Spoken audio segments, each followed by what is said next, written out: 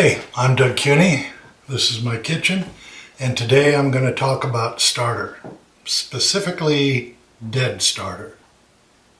I get quite a few questions from subscribers, and a lot of the times I know the answers. Sometimes I don't, and I have to do some research or make an educated guess if I absolutely have to. But once in a while I get a question that I don't know the answer to. And a case in point is from, I'm going to call you VT because I've tried and I can't pronounce your name, and if I tried I would just mispronounce it and that would be rude. So anyway, VT says, thank you very much for this video. You're welcome. It's been very helpful. Well, I'm glad it has. Question: what happens to starter when it dies? Philosophically, I'd like to believe that all starter goes to heaven, but I don't think that's what you're asking, because then he follows and says, does it rot? Well, I didn't know, because frankly, I've never had starter die on me. I've been keeping the same 2 batches of the same starter for years now. The reason I keep 2 batches and feed them at different times of the week is that if one does die, I've got a backup.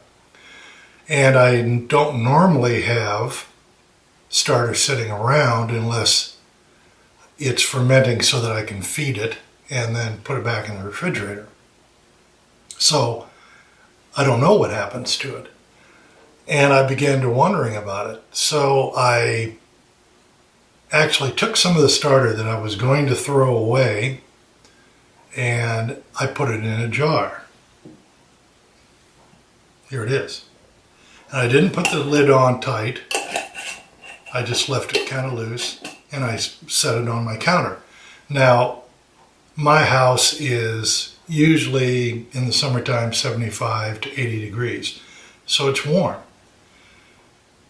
So first thing I noticed was that all the carbon dioxide disappeared and it just became a mass. Then it started to dry. So it was basically solid, or a viscous mass. So this is day 13. It's been sitting on my counter. And as of about 2 days ago, you can see there's an area where it sloshed up on the side. Well, black mold got hold of that. And now in the last 2 days, it's spread across the surface. Now prior to this, before the black mold took over,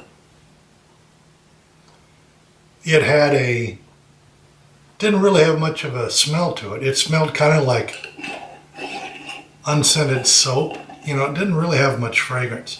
Now it's getting bad. So at this point, I hope that answers your question, and I'm throwing this stuff out. But that leads me to another subject. Homemade sourdough bread made with starter, will have certain amounts of acetic acid and lactic acid in it. And it's not unusual for you to be able to take your bread after it's cooled, leave it on the counter, and have it sit in a plastic wrapper for up to a week without any mold forming whatsoever. That's the presence of the lactic acid and the acetic acid, and it makes it an inhospitable environment for other mold and bacteria to get hold of. So if you're going to eat your bread that you've made, leave it on the counter. And most people will finish it up inside a week. I've read accounts of people keeping their sourdough bread, which is something that you fermented long enough that it's got a higher percentage of acetic acid in it, leaving it on the counter for up to 2 weeks. The other option, if you're not going to eat it right away, is to freeze it. That slows everything down and you can keep it for months in the freezer. The thing you don't want to do is to put it into your refrigerator.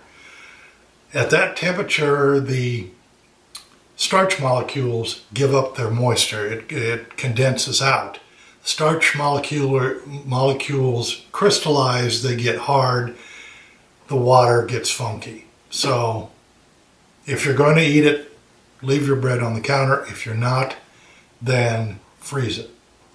But this starter sat for about 12 days in a warm kitchen and showed no signs of degradation whatsoever, which is odd.